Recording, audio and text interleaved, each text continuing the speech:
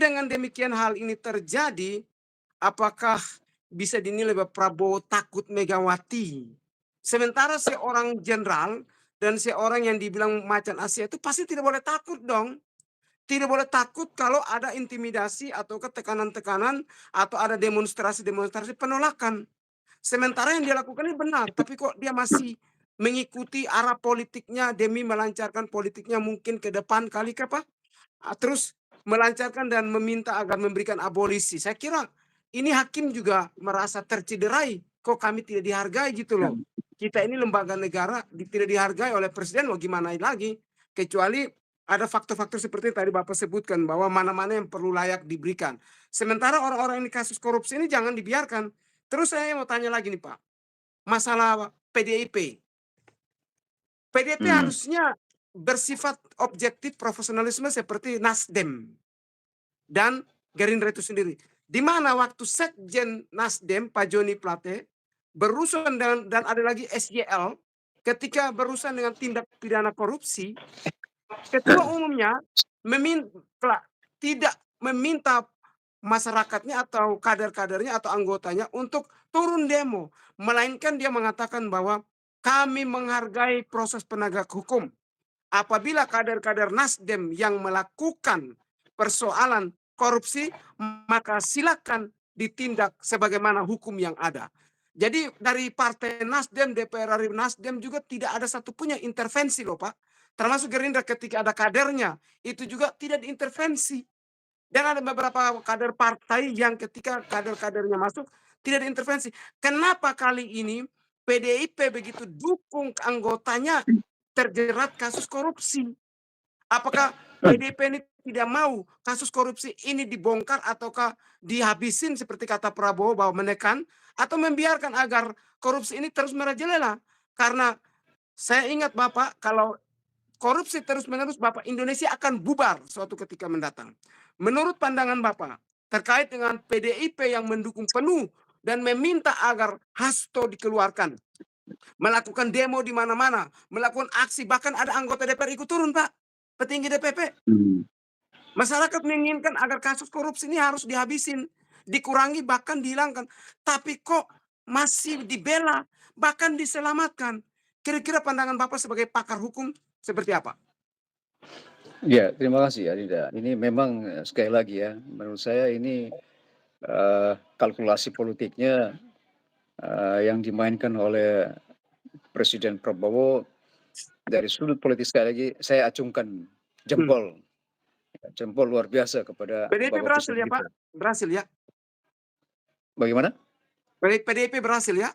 Ya, artinya ini saya bilang ini apakah politik balas balas budi, ya kan? Apakah ini juga nanti ada utang-utang politik yang harus dibayar oleh Pak Prabowo atau apa? Justru ini menimbulkan utang politik menurut saya, Hmm. ya kan? Dengan utang politik ini menurut saya Pak Prabowo akan tidak bisa bergerak lebih luas Hmm. karena apa yang dilakukan ini adalah menimbulkan utang politik dan juga nanti PDIP juga nanti akan katanya nanti masuk dalam pemerintahan, kita nggak tahu apakah di luar atau tidak, tapi pernyataan bahwa no oposisi, no opposition ya, no oposisi maksudnya, no oposisi berarti ini hanya ya seperti apa namanya teman ajak ajak ajak berteman, gitu, ajak berteman dengan baik, kemudian sebuah kebijakan-kebijakan dari Pak Presiden tidak digoyang, tidak dibantah, tidak dilawan, tidak ada check and balance lagi, dan saya kira ini sangat mengerikan. Ini sangat mengerikan Sangat baik. untuk kepentingan nasional kita, saya kira ini kurang kurang kurang tepat ya.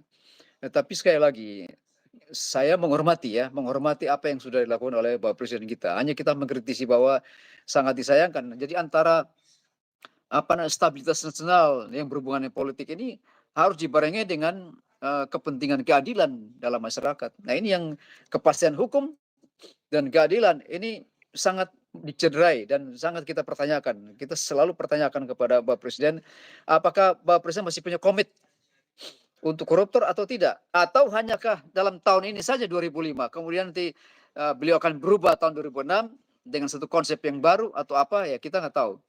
Tapi yang jelas untuk saat ini, memang ada kecewaan-kecewaan tertentu di pihak kita, tapi kita sangat-sangat menghormati apa yang sudah diputuskan oleh Bapak Presiden kita. Jadi saya sekali lagi saya kira adalah bahwa hitungan-hitungan atau kalkulasi politik ini saya berikan jempolan kepada Bapak Presiden. Ya, saya kira itu aja, Mbak Adinda. Baik, saya mau tanya lagi, Bang. Masalah di dalam hukum kan berbicara tentang asas kepastian hukum, yang kedua keadilan hukum, yang ketiga adalah asas kemanfaatan. Saya memulai dari asas keadilan. Nah, Pak Prabowo memberikan kepada Tom Lembong dan Hasto. Ketika kita mengetahui bahwa rekam jejak Hasto adalah seorang sekretaris jenderal PDIP, elit Mhm. parpol. Yang kedua, saya dapat kabar lagi bahwa akan diberikan lagi 1.600 lebih yang akan diberikan kepada para terpidana ini. Apakah Iya. terpidana ini akan diberikan kepada seluruh kasus yang terjerat hukum kasus korupsi atau apa? Yang kedua, menurut pandangan Bapak mengenai dengan adilkah hanya diberikan kepada Hasto, sementara ada juga kader tadi saya sebutkan ada kader Nasdem, kader partai-partai lain yang masuk dan tidak diperhatikan oleh Pak Prabowo Subianto. Sementara mau kecil mau besar, korupsi tetap korupsi, pencuri tetap pencuri, sama. Tidak ada bedanya kata pencuri. Nah, sama-sama masuk. Tapi kok yang dispesialiskan, diistimewakan cuma Hasto dan Pak Tom Lembong. Bagaimana dengan nasib partai lainnya? Apakah ini sudah adil? Itu yang kedua, Pak. Yang ketiga, ini kan masyarakat kecil ada banyak juga yang mungkin hanya salah bicara, ada elit-elit yang tidak suka menjebloskan ke dalam penjara. Apakah mereka ini dikasih atau tidak? Dan kalau tidak dikasih, adilkah sikap dan kebijakan Pak Prabowo ini kepada seluruh masyarakat Indonesia? Ya, terima kasih Adinda. Saya kira ini, dengan adanya, abolisi dan amnesti, ini memang kita nggak bisa pungkiri bahwa ini dugaannya sangat kuat, dugaan diskriminasi. Diskriminasi dalam penegakan hukum, atau diskriminasi dalam pemberian abolisi dan amnesti, ya. Khusus seperti seperti untuk Hasto dan Tom Lembong ini, memang 2 profil ini menjadi gonjang-ganjing secara nasional dan cukup mempengaruhi ya stabilitas nasional kalau kita mau jujur. Oleh karena Mhm, itu Pak Prabowo dengan begitu, bijaknya akhirnya ya maju kena mundur kena harus mengambil keputusan ya, buah si malakama. Jadi tetap beliau akan ambil keputusan dengan segala risikonya. Jadi mhm, risikonya adalah bahwa, adanya dugaan tebang pilih ya, dan dugaan diskriminasi terhadap partai-partai tertentu. Nah, ini kita nggak bisa pungkiri, ya. Padahal kasus-kasus yang sama kan bukan cuma Pak Hasto, ada masih beberapa yang lain kan yang dari partai-partai yang lain. betul. Jadi artinya mereka punya hak juga. Hmm, Mereka akan tagih kepada Menteri Hukum untuk Menteri Hukum memberikan usulan kepada Presiden. Dan ini saya kira ini kesempatan yang baik nih untuk para, apa namanya, pelaku-pelaku kejahatan yang lain untuk meminta juga abolition dan amnesti. hmm, Mengapa hanya Pak Hasto dari PDIP saja yang diprioritaskan? Walaupun kita lihat juga ada beberapa seribuan lebih ya, tetapi itu kan kasus-kasusnya berbeda dan itu ya saya mencurigai juga apakah jangan-jangan ada juga yang koruptor di dalamnya hmm, yang mendapat amnesti. Nah, ini kalau kasus-kasus koruptor ya, kalau diberikan amnesti saya kira ini menurut saya ini penyelewengan. Ini sangat sangat menyeleweng, ini tidak tepat. Tujuan dari amnesti itu memberikan pengampunan kepada orang-orang yang tadinya berseberangan dengan pemerintahan, yang berurusannya pada umumnya berhubungan dengan politik. Tetapi ini tidak ada urusan politik, ini kriminal murni, ya. hmm, Bagaimana seorang kriminal murni lalu diberikan amnesti? Sebetulnya ini menurut saya ini sangat tidak disayangkan, tetapi sekali lagi sudah diputuskan kita hormati apa yang sudah hmm, diputuskan oleh Bapak Presiden. Ya jadi ini ada tebang pilih, Adinda, ini sangat tebang pilih.